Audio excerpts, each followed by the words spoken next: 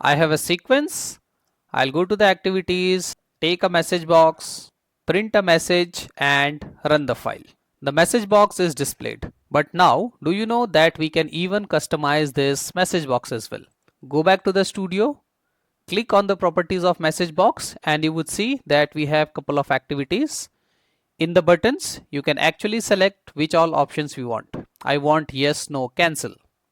Not only this, I can actually store this option and use in the further part of the automation. So for that, I will go to the chosen button, go here, hit Ctrl+K and create a variable called output. After this, use a write line activity to print the output. Run the file.